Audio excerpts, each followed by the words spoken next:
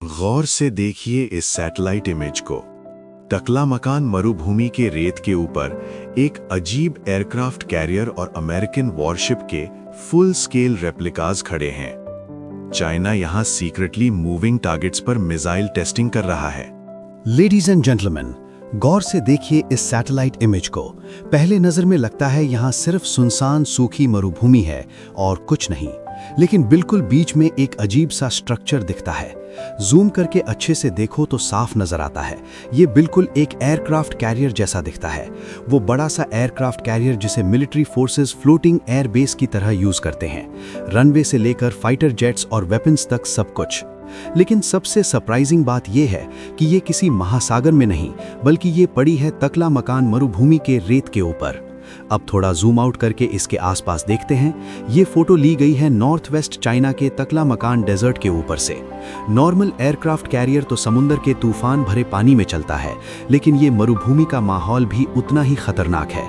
पानी की जगह यहाँ सिर्फ रेत है, लेकिन टेम्परेचर और मुश्किलों के मामले में समुद्र जैसा ही एक्सट्रीम। तकलामकान दुनिया की दूसरी सबसे बड़ी रेत की मरुभूमि है।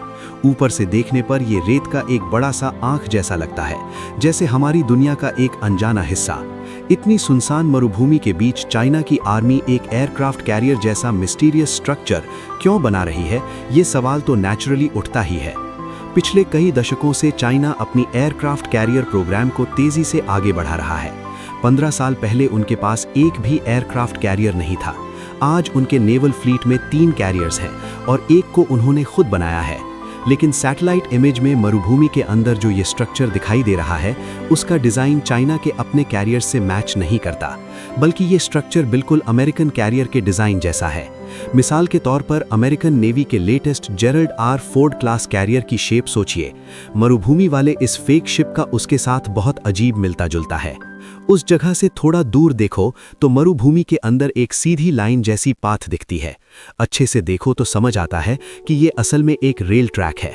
इस ट्रैक के बिल्कुल दूसरी तरफ एक और बड़ा स्ट्रक्चर नजर आता है। ये एयरक्राफ्ट कैरियर जैसा नहीं, बल्कि अमेरिका के फेमस आर्ले बर्ग क्लास डिस्ट्रॉयर वॉरशिप जैसा बना हुआ है। ब्रिज, फनल से लेकर मिसाइल लॉन्चर तक सब इंपॉर्टेंट पार्ट्स को एग्जैक्टली सेम पोजीशन में रखा गया है। साफ है कि ये सब असल जहाज नहीं है, बल्कि जमीन पर बनाए गए फुल स्केल मॉकअप्स या रेप्लिकाज हैं। और भी हैरान करने वाली बात, पुरानी सैटेलाइट इमेजेस में दिखता है कि 2020 में पहले सिंपल स्क्वायर्स और लंबी खंभों से शिप का बेसिक शेप बनाया गया था। बाद में उसको पूरा आउटलाइन देकर और क्लियर बनाया गया। अब यहाँ एक और अजीब चीज है।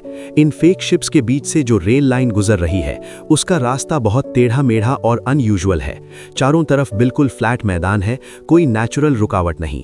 फिर भी ट्रैक सीधा नहीं गया। ये आंखें बांखें घूमता हुआ, बीच में मोड़ लेता हुआ अचानक राइट साइड की तरफ मुड़ जाता है। तो ये ट्रैक इतना टेढ़ा क्यों बनाया गया? पूरी कहानी और मिस्टीरियस हो जाती है जब हम इस रेल लाइन को फॉलो करते हैं।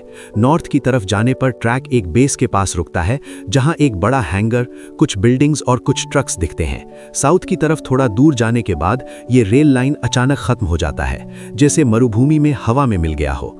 इस अजीब ट्रैक का असल मकसद अभी भी क्लियर नहीं है। एक बार सोचिए, मरुभूमि में बनाए गए ये अमेरिकन वॉरशिप के नकली मॉडल्स के असल वॉरशिप असल में कहाँ होते हैं?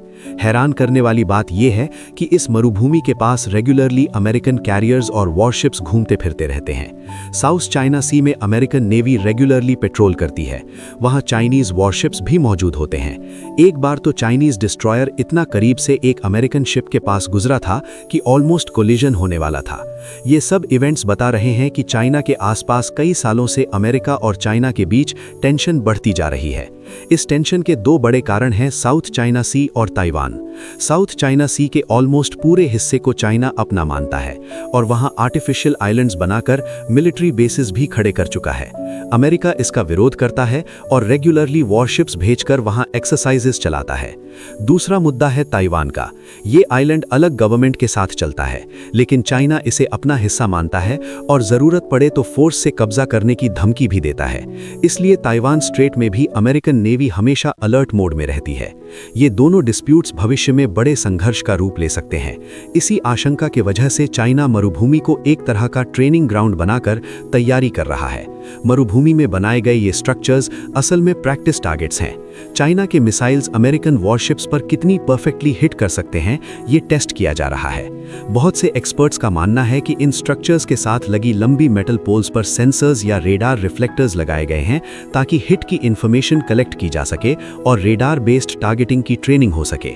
दूसरी सैटेलाइट इमेजेस में भी दिखा है कि चाइनीज मिसाइल्स इन टारगेट्स पर एक्यूरेटली हिट कर पा रहे हैं। फेक टारगेट्स बनाकर प्रैक्टिस करना कोई नया टैक्टिक नहीं है। अमेरिका भी अपनी एक्सरसाइजेज में दुश्मन के फेक वेपन्स यूज करता है, लेकिन यहाँ मामला अलग है। चाइना ऐसा सिस्टम दिखाना चाहता है जो फ्यूचर वॉरफेयर की स्ट्रैटेजी ही बदल सकता है। एक्सपर्ट्स के मुताबिक चाइना के पास डोंगफिंग 21D नाम का एक स्पेशल बैलिस्टिक मिसाइल है जो मूविंग एयरक्राफ्ट कैरियर्स को डिस्ट्रॉय करने के लिए बनाया गया है। ये मिसाइल पहले एटमॉस्फेयर के बहुत ऊपर चला जाता है, फिर बहुत तेज स्पीड से नीचे आता है और बीच में डायरेक्शन चेंज कर सकता है। इसलिए मूविंग टारगेट्स पर भी ये परफेक्टली हिट कर सकता है। एक्सपर्ट्स का कहना है कि इस तरह के वेपन्स को रोकना बहुत मुश्किल है, क्योंकि ये दूर से अटैक कर सकता है और लास्ट मोमेंट में डायरेक्शन बदलने की वजह से डिफेंस सिस्टम कंफ्यूज हो जाता है। मरुभूमि में ओपनली इस तरह की टेस्टिंग चलाकर चाइना एक साफ मैसेज दे रहा है। उसकी कैपेबिलिटी अब बहुत ज्यादा एडवांस हो चुकी है। इससे पावर बैलेंस बदल सकता है। अमेरिका के लिए भी ये एक बड़ा वार्निंग सिग्नल है, क्योंकि इस तरह की टेक्नोलॉजी होने से दूर से ही बड़े वॉरशिप्स डिस्ट्रॉय होने का खतरा बन सकता है। शॉर्ट में कहना हो तो चाइना मरुभूमि में फेक वॉरशिप्स बनाकर मिसाइल टेस्टिंग कर रहा है ताकि भविष्य के पॉसिबल कॉन्फ्लिक्ट में वो स्ट्रेटेजिकली आगे रहे। असल में चाइना की स्ट्रैटेजी अभी भी काफी रहस्यमयी बनी हुई है।